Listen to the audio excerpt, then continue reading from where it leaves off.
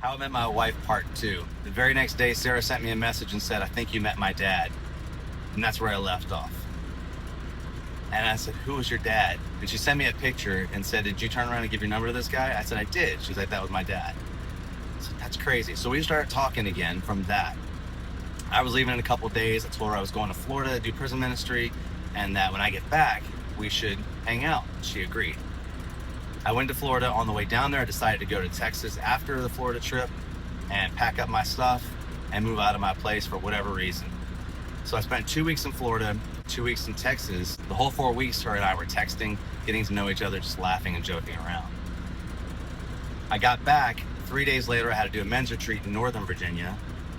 And we hadn't met yet, but the men's retreat that I led worship at with another friend they were talking about how to treat your wife. The last day, that Saturday, we're packing up. I'm packing my guitar. The pastor and another guy came up to me and they said, "We have a question for you. Are you seeing anybody right now?" And I said, "No, not really. Why?" And they said, "Well, we feel like you need a wife to walk alongside your ministry with you. We feel like it's going to happen fast and just go with it." I said, "Well, there's this girl I'm talking to." And they said, "Well, we don't know who she is, but when you know, you know." The next morning, Sarah and I met at church that Sunday, the same church I met her father at. We were sitting there and the sermon was on blueprints of marriage. 2 weeks later, I had to go to New York for a 6-week job. So those 2 weeks we hung out, and somewhere in that second week, I said, "If I asked you to marry me right now, you'd probably run, right?" And she said, "No, I wouldn't." She said, "With anyone else I would, but with you I wouldn't." And I said, "Why?" She said, "When you know, you know." Well, about 2 days before I was leaving for New York, I was driving home and I got this thought, I need to go to a jewelry store. And I was like, I'm not going to a jewelry store. It's not happening. I'm not going to a jewelry store. 2 weeks, I'm not proposing to this girl. I ended up at a jewelry store. The night before I left to go to New York, I proposed to her at the same church that I met her parents, in the barn. Her parents helped me set it all up. And she said yes.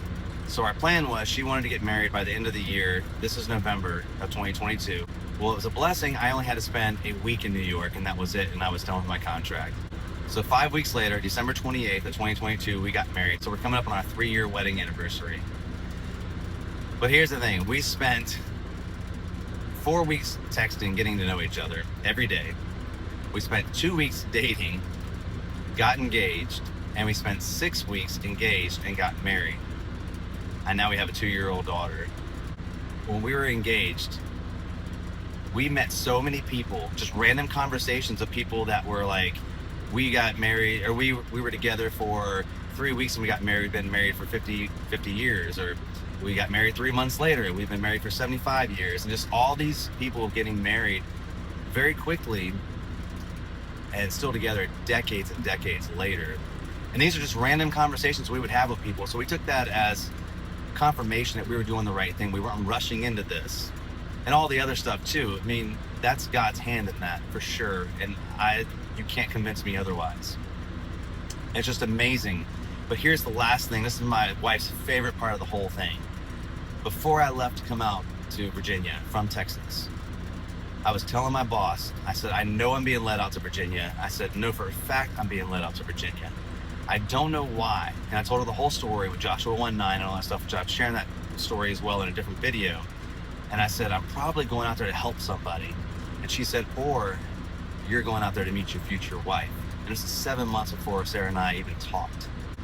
I just want to share that with you guys. We also got married later in life, and we were in our 40s when we got married. Both of us had surrendered that to the Lord and been like, well, maybe it's not for us. So just, Lord, whatever you have planned, we're good with. And we both kind of gave that up. I hope this is encouraging to you guys. I just hope it's really encouraging. Merry Christmas to all of you, and I will share more videos after the new year.